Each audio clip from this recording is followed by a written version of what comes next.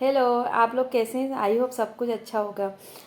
दशहरा भी हो गया। अब सबसे बड़ा काम ये आता है कि अब दीपावली की साफ़ सफाइयाँ शुरू होगी। मतलब इन्जॉयमेंट तो बहुत हो गया है, लेकिन दशहरे से दीपावली तक 20 दिन ऐसे होते हैं जब हमें साफ़ सफाइयों पे ध्यान देना पड़ता है।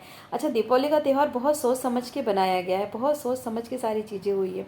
बारिश खत्म हो जाती है, बारिश में हमारे घर में सीलन भी हो जाती है, कपड़े गीले होते हैं, इससे बहुत सारी घर में गंदगी भी हो जाती है। तो दीपावली का मौसम भी इसलिए भी आता है, त्यौहार इसलिए भी आता है कि हम अपने घर की पूरी साफ़ सफाई कर सकें, क्योंकि एक दीपावली के बहाने ही हम घर की पूरी साफ़ सफाई करते हैं।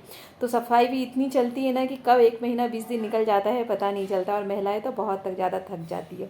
तो उसके लिए मैं आपसे यही कहना चाहती हूँ कि बस आज से ही कमर कस लीजिए दशहरे के अगले दिन से, और 20 दिन में थोड़ी थोड़ी सफाई आप करते रहिए। ऐसा नहीं कि हम बाद में कर लेंगे या थोड़ी देर बाद कर लेंगे, इकट्ठा कर लेंगे।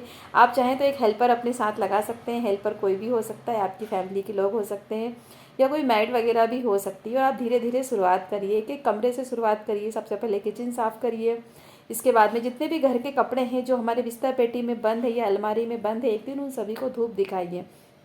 धूप दिखाना भी बहुत ज़्यादा ज़रूरी होता है, क्योंकि कई कपड़े ऐसे होते हैं ओढ़ने के भी जिनको हमने काफ़ी समय से इस्तेमाल नहीं किया होता है, और वो कपड़े स्मेल करने लगते हैं। तो सभी कपड़ों को धूप दिखाइए। धूप दिखाने के बाद में उनको डायरेक्ट भी हमें वापस अलमारी में नहीं रखना है। थोड़ा ठंडा होने के बाद में फिर कुरेन की जो गोली होती है उसको कागज़ में लपेट के फिर हमें कपड़ों के बीच में रखना है। और ये कपड़े इतने सुरक्षित हो जाएंगे साल भर के लिए कि आपके कपड़े में कभी कोई स्मेल नहीं आएगी, और जब भी आप यूज़ करोगे वो कपड़े नए सिरे से आपके लिए नए हो जाएंगे।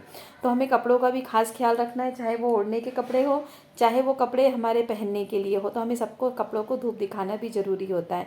और अगर हमारे घर के बाहर ज़्यादा जगह है तो हम सोफ़े वगैरह जो गीले हो सकते हैं, गद्दे घर के जिस पे बच्चे कई बार टॉयलेट कर देते हैं या पानी फेंक देते हैं, वो भी हमें धूप दिखाना ज़रूरी होता है। हम अपने घर के एक एक चीज़ की सफाई करना चाहिए। अच्छा लगेगा कि एक एक चीज़ की सफाई तो बहुत मुश्किल काम है, लेकिन हम धीरे धीरे करेंगे तो सारी चीज़ें हो जाएगी। एक दीपावली का त्यौहार है जब हम पूरा घर क्लीन कर सकते हैं, तो इस त्यौहार का बिल्कुल फ़ायदा उठाइए।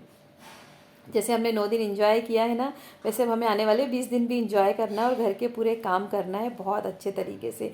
घर में अनाज हम सुखा सकते हैं, अनाज जितने हमारे घर में भरे हुए हैं उन सबको सुखा के रखिए। अपने घर के कपड़ों को सुखाइए, और सब जाले निकालिए। एक दिन में एक एक कमरे की सफाई कीजिए, लेकिन 100% सफाई कीजिए, कुछ भी कल के लिए मत छोड़िए। एक एक कमरा चुन लीजिए। अगर 10 कमरे हैं घर में, चाहे वो किचन हो, स्टोर रूम हो, पूजा का रूम हो, खुद का रूम हो, तो धीरे धीरे करके एक एक कमरे की आप सफाई धीरे धीरे करते रहिए। और कोशिश कीजिए कि हर चीज़ को आप धूप दिखा सकें। सभी की हेल्प लीजिए, और घर के बाकी मेंबर्स का भी फ़र्ज़ बनता है कि वो घर के कार्यों में घर की महिलाओं की मदद करें। और अगर आप अफोर्ड कर सकते हैं, कोई एक मेड लगाइए, एक कोई वर्कर लगाइए जो आपकी मदद कर नहीं पाए। तो आपको ऐसी साफ़ सफाई करनी है। जाले निकालिए घर के, आप देखेंगे, और जब आप सफाई करेंगे ना तो आप खुद हैरान हो जाएंगे कि जो चीज़ें आपको साफ़ दिख रही है वो इतनी गंदी कैसे हो सकती है, लेकिन गंदी तो होती है। तो साफ़ सफाई बिल्कुल स्टार्ट कर दीजिए, ताकि साल भर आपका कोई भी सामान, कोई भी कपड़ा, कोई भी गहना ख़राब ना हो।